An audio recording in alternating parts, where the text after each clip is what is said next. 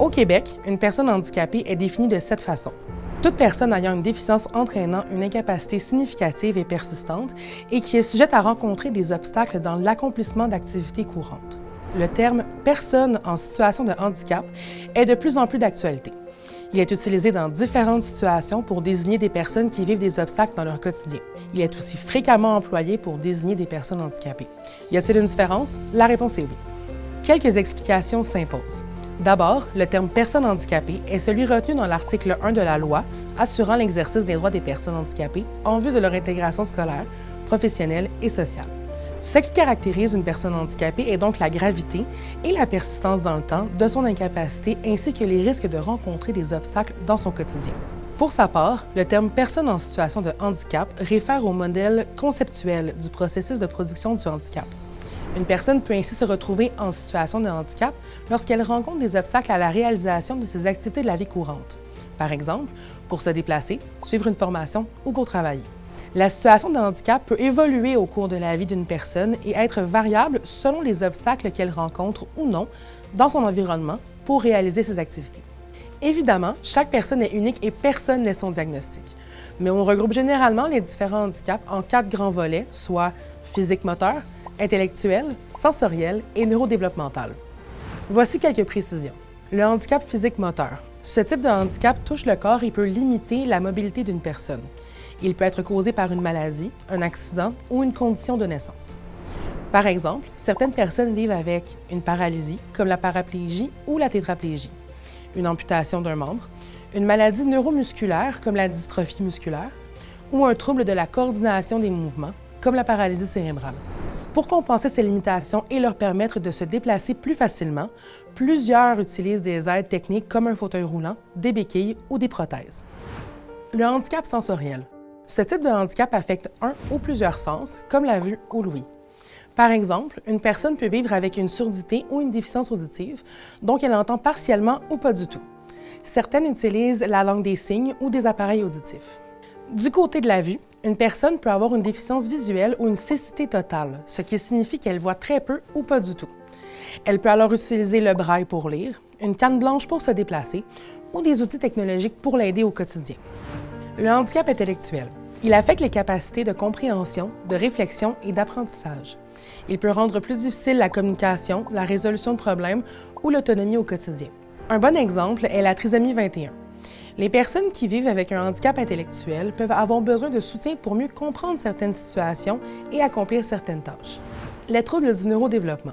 Ils affectent le développement du cerveau et peuvent impacter la communication, l'apprentissage et l'interaction sociale. Par exemple, une personne autiste ou TSA peut avoir des difficultés à interagir avec les autres et s'adapter aux changements. D'autres, comme celles qui ont un trouble du déficit de l'attention avec ou sans hyperactivité, un TDAH, peuvent avoir de la difficulté à se concentrer et à gérer leurs impulsions. Il y a aussi les troubles de l'apprentissage comme la dyslexie, la dyspraxie et la dyscalculie qui peuvent affecter la lecture, l'écriture, la coordination des mouvements ou le calcul. On l'a dit plus tôt, chaque personne est différente et personne n'est son diagnostic. Cela dit, voici quelques traits généraux qui peuvent être associés à certains diagnostics. Une personne qui a un TSA présente souvent un fonctionnement cognitif différent. Elle peut avoir des défis de communication, verbale et non verbale, et vivre de l'hypersensibilité ou de l'hyposensibilité sensorielle. Ces personnes rencontrent souvent des défis avec les concepts abstraits, comme le temps ou l'argent, et se sentent habituellement sécurisées par les routines. Certains ont des intérêts restreints ou présentent des défis moteurs. Pour les personnes qui vivent avec une déficience intellectuelle, une DI, on parle plutôt d'une manière différente d'apprendre et d'assimiler l'information. Mais ça ne veut pas dire que l'apprentissage est impossible, chacun son rythme. D'ailleurs, il existe différents niveaux de déficience intellectuelle, légère, moyenne, modérée ou sévère. Les personnes qui vivent avec une DI peuvent être plus vulnérables au niveau de l'estime de soi et avoir une stabilité émotionnelle précaire. Tu pourras avoir à les soutenir lors de situations déstabilisantes pour elles, comme le départ d'une intervenante qu'elles aimaient bien ou une querelle avec un ami. Ces aspects du handicap ne sont pas visibles, mais ils sont bien présents. En ce qui concerne les personnes avec une déficience physique, leur handicap peut affecter la motricité ou les sens. Il peut être présent dès la naissance ou résulter d'un accident. Souvent, ces personnes utilisent des aides techniques comme des appareils auditifs, des chaises roulantes ou des cannes blanches.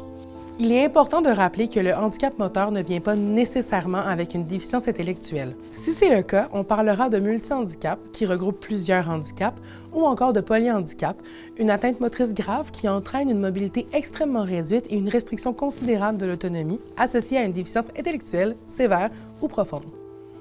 En conclusion, chaque personne vivant avec un handicap est unique. L'important est d'adopter une attitude bienveillante, de poser des questions avec respect et d'adapter son accompagnement en fonction des besoins de chacun.